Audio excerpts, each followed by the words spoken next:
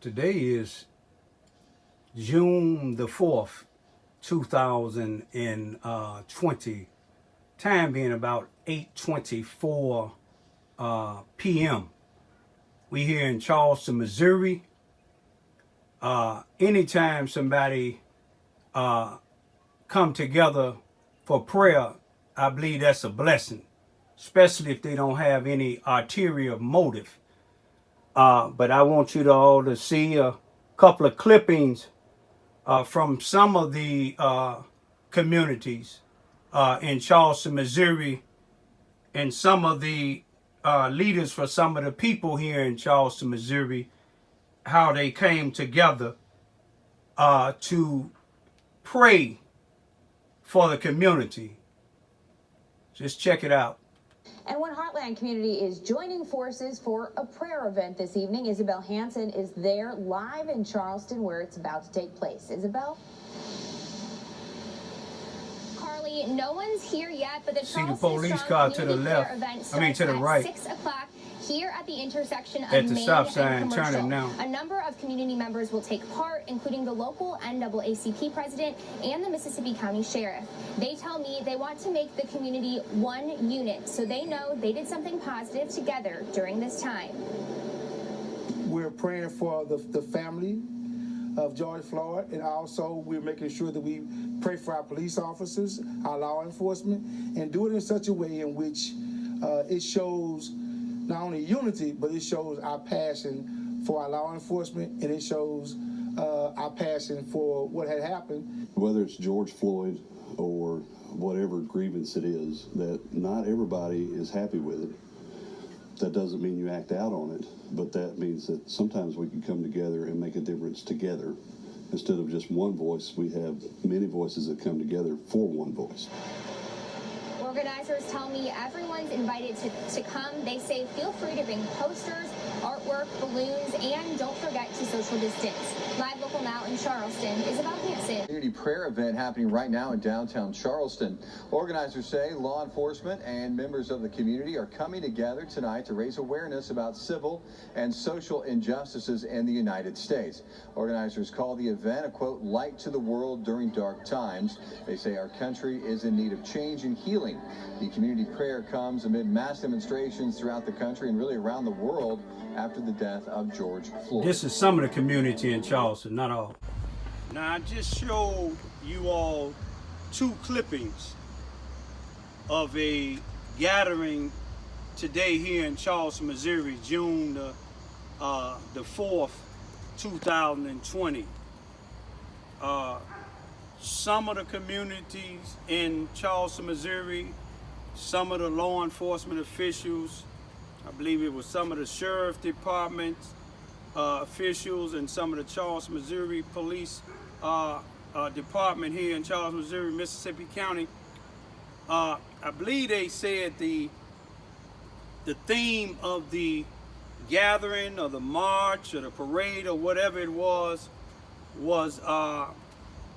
the light during dark times.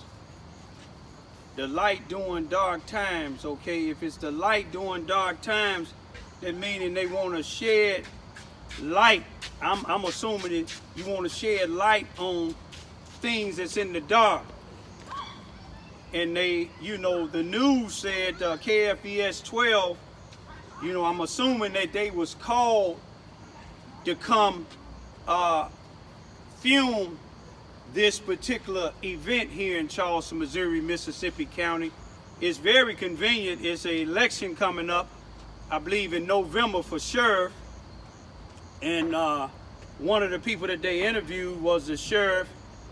And then another one was the present NAACP president here in Charleston, Missouri, which I've been letting everybody know that the present sheriff, the chief of police here in Charleston, Missouri, the NAACP, Susanna Weston, and a few of the other ones, black business is down here. Not all, they know who they are, but they in one particular circle. But if you listen to what the sheriff said, and the sheriff was saying in so many words when you know, when something happened, we don't have to act. We can come together, you know, as one voice.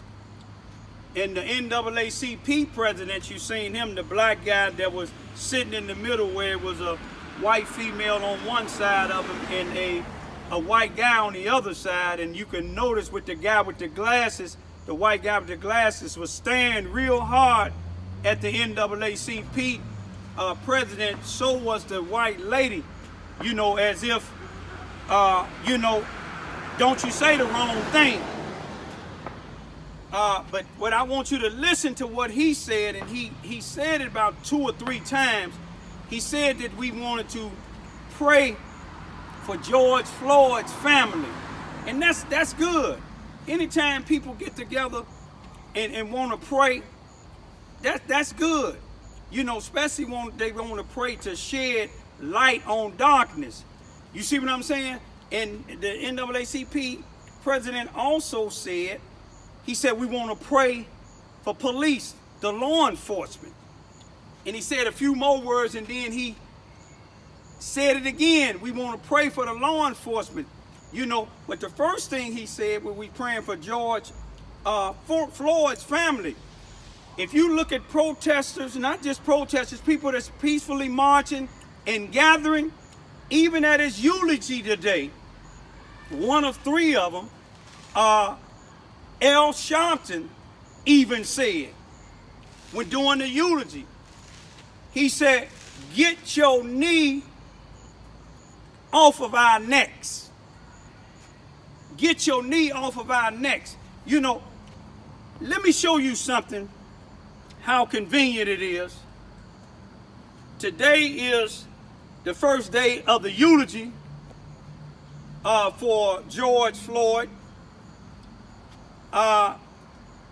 Election is coming up in November for sheriff of Mississippi County here in Charleston, Missouri. And we want to look at the 2 individuals that the news media spoke with. She said that the sheriff and the NAACP president said that they want to get the communities together. And apparently they praying for the Floyd family. But in November of 2011, when a Charleston, Missouri police officer here in Charleston, Missouri, Mississippi County, white officer, shot and killed a 34-year-old mentally ill guy who was tased 2 times before he was shot. The chief of police was there, who've been on the force about 30-something years. The only black on the police force, the sergeant, he was there for over 30-something years. And the white police officer that killed the black 34-year-old mentally ill guy, his mother was there. She's a police officer. We didn't have these people that you seen on these 2 videos. You didn't see them coming together talking about we want to pray for that 34-year-old mentally ill black guy that was killed by the Charleston, Missouri police officer. You know why? Because he's in that circle with that sheriff and that NAACP president and some of them other blacks that you've seen out there. They black businesses. And let's go again. That sheriff, when he said we don't need to make no actions, we come and be one voice. He was working in the sheriff's department in May of 2017 when a group of white sheriff deputies, some of the Charleston, Missouri police officers here in Charleston, Missouri, Mississippi County, sheriff deputies that work for the Mississippi County Sheriff Department. The present sheriff wasn't the sheriff, but he was working there. When all of them went in there, a mentally ill guy from Tennessee that didn't even supposed to be in the jail. He had mental issues. He told the Charleston, Missouri police, he was at a truck stop, told him he had mental issues. The Charleston, Missouri Police Department took him to the detention center, to the jail.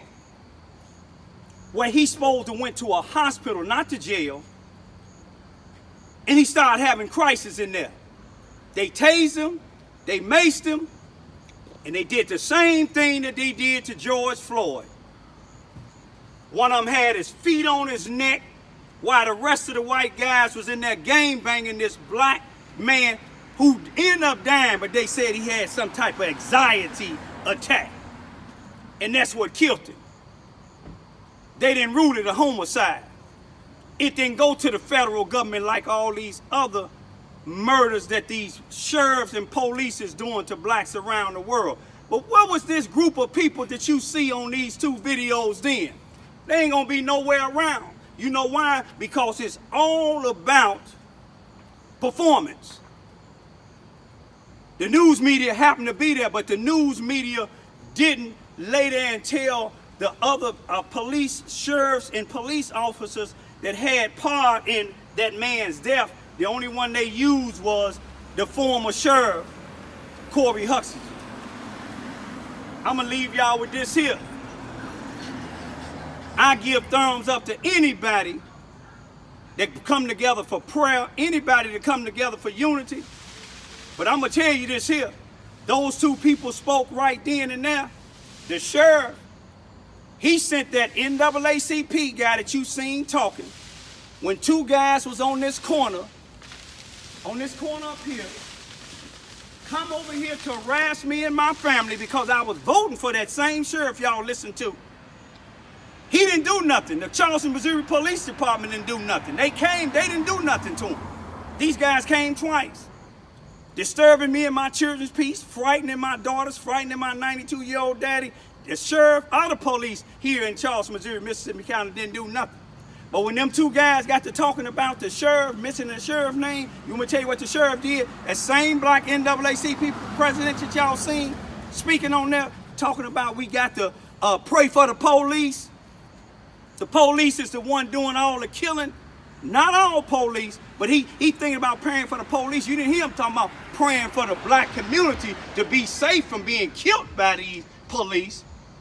But the sheriff sent this black NAACP president here and sent two other black guys to go tell them guys to stop using his name. You see what I'm saying? He didn't care about what they was doing to me and my family. He didn't care about when him and his wife invited me and my daughters after he got elected to their church. And end up at their church, at their church, my two daughters was discriminated against by the white children there. But I'm gonna leave it at that. Peace be still.